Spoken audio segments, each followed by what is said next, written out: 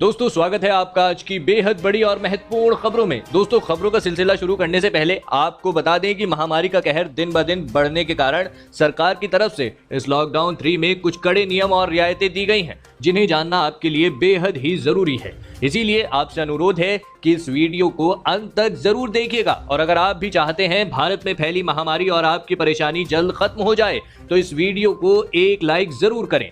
दोस्तों उससे पहले फटाफट जान लेते हैं कोरोना महामारी की आज की ताजा अपडेट। तो दोस्तों आपको बता दें भारत में अब तक संक्रमित मरीजों की संख्या बढ़ती जा रही है और यह संख्या 61,200 से अधिक हो चुकी है। इनमें से 40,600 से अधिक लोगों का अभी इलाज चल रहा है, जबकि 18,500 से अधिक मामले सही हो चुके हैं। और आपको बता दें दुख की बात यह है कि 2,000 से अधिक लोगों की अब तक मौत हो चुकी है। और बात करें पूरी दुनिया भर की तो अब तक की अपडेट के अनुसार 40,43,000 से अधिक लोग संक्रमित हो चुके हैं। दुख की बात यह है कि 2,77,000 से अधिक लोगों की मौत हो चुकी है, जबकि 14,03,000 से अधिक लोग सही हो चुके हैं। दोस्तों हो सकता है जब तक आप यह वीडियो देख रहे हो तब तक यह आंकड़ा और भी बढ़ गया हो। इसी के साथ बढ़ते हैं इस वक्त की अगली बड़ी खबर की ओर। जी हां, प्रवासियों को लेकर जल्द ही 10 ट्रेनें उत्तर प्रदेश रवाना होंगी। दोस्तों इसके अलावा पूर्वांचल के 2400 लोगों को लेकर हैदराबाद और साबरमती से काशी पहुंची ट्रेनें। दोस्तों आपको बता दें लॉकडाउन के बीच सरकार ने प्रवासी मजदूरों को उनके घर भेजने के लिए श्रमिक स्पेशल ट्रेन की व्यवस्था की है।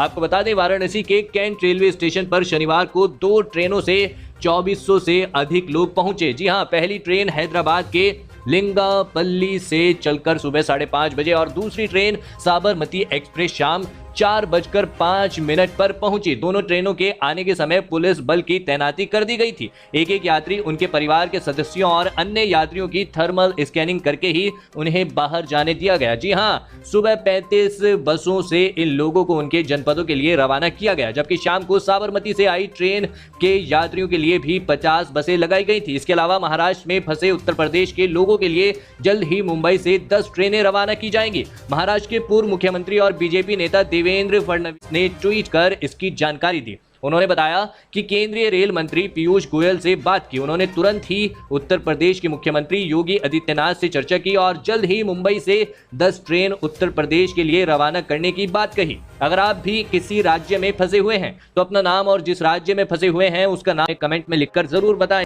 इसी के साथ बढ़ते हैं इस वक्त की अगली बड़ी खबर की तरफ। जी हाँ, सरकार ने इस वजह से रद्द किए 3 करोड़ राशन कार्ड। कहीं आपका तो नहीं हुआ? जानिए पूरे खबर विस्तार से। दोस्तों आपको बता दें केंद्रीय मंत्री रामविलास पासवान ने बताया है कि राशन कार्डों के डिजिटलीकरण और आधार सीडिंग के दौरान 3 करोड़ राशन कार्ड फर्जी पाए गए, जिन्हें रद्द किया गया है। आपको बता दें कि सरकार ने लॉकडाउन की अवधि के दौरान गरीबों के लिए प्रधानमंत्री गरीब योजना के तहत जून तक 3 महीने के लिए प्रत्येक राशन कार्ड धारक को मुफ्त 1 किलो दाल वितरित करने का फैसला किया है। आपको बता दें सरकार की ओर से जारी बयान में कहा गया है कि आधार और राशन कार्ड लिंकिंग जरूरी है, इसीलिए राशन कार्ड रद्द हुए हैं। इसके अलावा फर्जी राशन कार्ड भी बनाकर सरकार की स्कीम से मुफ्त में अनाज और अन्य सामान लिया जा रहा था। ये राशन कार्ड भी रद्द किए गए हैं। जी हाँ, आपको बता दें राशन कार्ड कैंसिल होने पर आपको खाद्य आपूर्ति विभाग में जाकर इसकी जानकारी लेनी होगी। वहां अपना राशन कार्ड और आधार कार्ड दिखाएं। आधार नंबर को राशन कार्ड से लिंक किया जाएगा। जी हां, इसके बाद आपका नया राशन कार्ड बनेगा,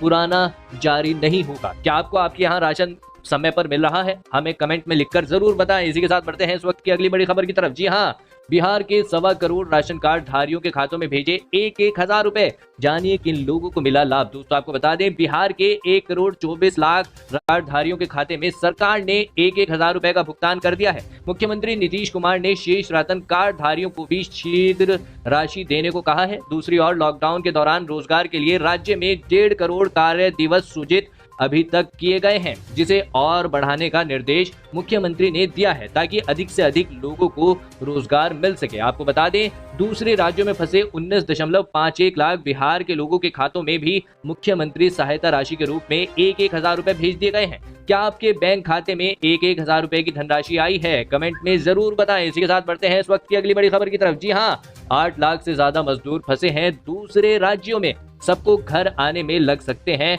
20 दिन। दोस्तों आपको बता दें देश के विभिन्न राज्यों व केंद्र शासित प्रदेशों में फंसे मजदूरों को वापस लाने की यूपी सरकार की हर संभव कोशिशों के बावजूद लक्ष्य अभी दूर है। मजदूरों को वापस लाने की ये कोशिशें लगातार जारी रही तो भी इस अभियान में कम से कम 20 दिन और लगेंगे। अभी ट्रेनों से प्रतिदिन औसतन 42,000 लोग यूपी पहुंच रहे हैं। जी हाँ, वापस लौटने के लिए प्रदेश सरकार के पोर्टल पर रजिस्ट्रेशन कराने वालों की संख्या लगातार बढ़ रही है। रजिस्ट्रेशन के मुताबिक शनिवार तक देश के 36 राज्यों व केंद्र शासित प्रदेशों से 6.37 लाख मजदूरों के आवेदन अभी भी लंबित हैं। मजदूरों के परिवार के सदस्यों को मिलाकर इन आवेदनों के साथ अब तक 8,70,828 लोगों के वापस लाए जाने का अनुरोध किया है। जी हां, रेलवे की मदद से मजदूरों को लेकर प्रदेश में औसतन 35 ट्रेनें आ रही हैं। एक ट्रेन में आमतौर पर 1200 लोग होते हैं जो निर्धारित रेलवे स्टेशन पर उतारे जाते हैं, फिर उन्हें बसों से उनके गृह जिलों में भेजा जाता है। इस तरह मोटे तौर पर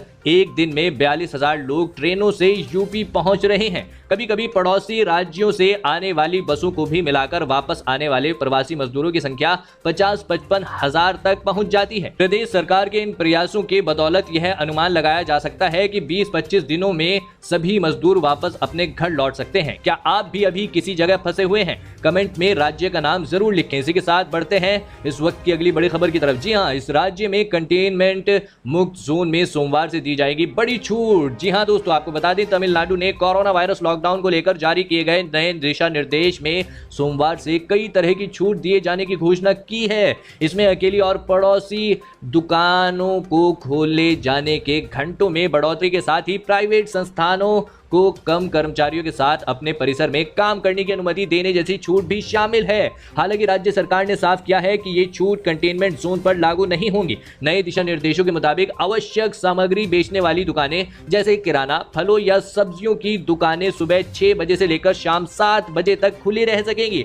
आपकी सरकार द्वारा दी जाने वाली छूट पर क्या राय है? कमेंट में बताएं। इसी के साथ बढ़ते हैं इस वक्त की अगली बड़ी खबर की तरफ। जी हां, नौकरी चली गई तो भी डरे नहीं। मोदी सरकार की इस योजना से 2 साल तक मिलेगी सैलरी। जानिए क्या है स्कीम। दोस्तों आपको बता दें, कोरोना वायरस के संकट से देश की इकोनॉमी बुरी तरह से तबाह हो गई है। इस वजह से कई कंपनियों ने छटनी करनी शुरू कर दी है, तो कहीं सैलरी काटी जा रही है। इस संकट में कोई इंडस्ट्री ऐसा नहीं है जहां लोगों की नौकरी पर संकट नहीं मंडरा रहा है। कई कंपनियों ने तो छटनी भी शुरू कर दी है। अगर आपके सामने भी नौकरी से जुड़ी समस्या खड़ी हो रही है तो ये खबर आपके लिए है। दरअसल केंद्र सरकार की एक ऐसी स्कीम है जिसके तहत बेरोजगार होने की स्थिति में कर्मचारी को 24 महीने तक पैसे मिलेंगे। आइए इस स्कीम के बारे में विस्तार से जानते हैं। आपको बता दें, मोदी सरकार की इस स्कीम का नाम अटल बीमित व्यक्ति कल्याण योजना है। योजना के तहत नौकरी जाने पर सरकार आपको 2 साल तक आर्थिक मदद देती रहेगी। यह आर्थिक मदद हर महीने दी जाएगी। बेरोजगार व्यक्ति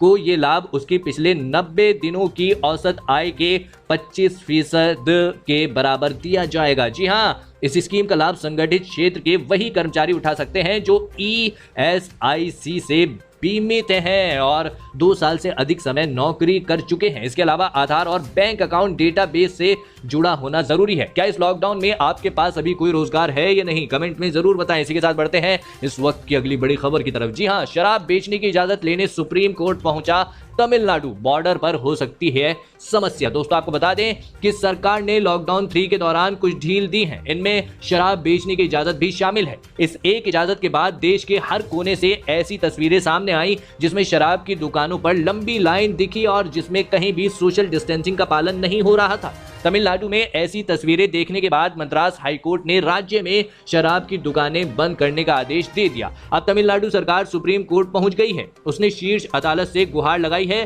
कि राज्य में शराब की दुकानें खोलने की इजाजत दी जाए। आपकी इस मामले पर क्या राय है में जरूर बताएं। इसी के साथ बढ़ते हैं इस वक्त की अगली बड़ी खबर की तरफ। जी हां, मजदूरों के लिए बंगाल से श्रमिक स्पेशल ट्रेन चलाने के दावे को रेलवे ने किया खारिज। दोस्तों आपको बता दें, पश्चिम बंगाल में फंसे प्रवासियों को उनके घर पहुंचाने को लेकर जारी विवाद के बीच रेलवे के अधिकारियों ने शनिवार को कहा कि राज्य तक श्रमिक स्पेशल ट्रेन चलाने के लिए राष्ट्रीय परिवहन के पास कोई प्रस्ताव नहीं है। भारतीय रेलवे की यह प्रतिक्रिया तृणमूल कांग्रेस के उस बयान के तुरंत बाद आई है जिसमें पार्टी ने कहा कि वह कर्नाटक, तमिलनाडु, पंजाब और तेलंगाना से प्रवासियों को लाने के लिए 8 ट्रेन चलाने की पहले ही योजना बना चुकी है। रेलवे ने कहा कि उसके पास अब तक उस ट्रेन का भी प्रस्ताव नहीं है जिसके बारे में तृणमूल कांग्रेस दावा कर रही है कि यह ट्रेन शनिवार अपराह 3 बजे हैदराबाद से मालदा के लिए रवाना होगी। इसके अलावा भारतीय रेलवे ने पश्चिम बंगाल के लिए अब तक केवल 2 ट्रेन तय की हैं, एक राजस्थान से और अन्य केरल से। रेलवे की ओर से इन ट्रेनों के लिए जारी दिशा निर्देश के मुताबिक इन ट्रेनों को चलाने के लिए यात्रियों की संख्या की जानकारी के साथ ही दोनों राज्यों से प्रस्ताव प्राप्त होना अब भी बाकी है। सरकार को फंसे हुए लोगों के लिए क्या कदम उठाना चाहिए, कमेंट में अपनी राय जरूर दें। इसी के साथ बढ़ते हैं इस वक्त की अगली बड़ी खबर की तरफ। जी हां, स्वास्थ्य मंत्री ने कहा जल्द फ्लैट नहीं रिवर्स हो जाएगा कोरोना ग्राफ, अब देसी टेस्टिंग किट से ही होगी जांच। दोस्तों आपको बता दें कि मई के महीने में कोरोना के केसों में होने वाली बढ़ोतरी देश के लिए चिंता की वजह बनी हुई है। इस बीच स्वास्थ्य मंत्री हर्षवर्धन का बयान राहत देने वाला है। उन्होंने एक निजी चैनल के साथ बातचीत में कहा कुछ ही हफ्तों में कोरोना का ग्राफ न सिर्फ फ्लैट हो जाएगा बल्कि रिवर्स भी होगा। उन्होंने कहा कि टेस्ट का दायरा बढ़ने और कांटेक्ट ट्रेसिंग में तेजी की वजह से आजकल ज्यादा केस आ रहे हैं। स्वास्थ्य मंत्री ने कहा कि आज एक लैब से 452 लैब बन गई हैं। आज 80,000 से टेस्ट रोज कर रहे हैं। जी हां, हमने 31 मई तक 1 लाख टेस्ट करने की बात कही थी। हम टेस्टिंग के मामले में भी दुनिया के किसी देश से पीछे नहीं है। आज सारे देश में हर जिले में टेस्ट हो रहे हैं। आपको क्या लगता है, भारत में कोरोना का प्रकोप और ज्यादा बढ़ेगा? कमेंट में अपनी राय जरूर दीजिएगा। तो दोस्तों ये थी आज की कुछ बेहद ही महत्वपूर्ण और ताज़ा खबरें। उम्मीद करते हैं इससे आपको काफ़ी कुछ महत्वपूर्ण जानकारी मिली होगी। बस इसके बदले में इतना ही चाहते हैं कि आप इस वीडियो को लाइक कर दें, शेयर कर दें, क्योंकि आपका लाइक और शेयर करना ही हमारी मेहनत का फल होता है।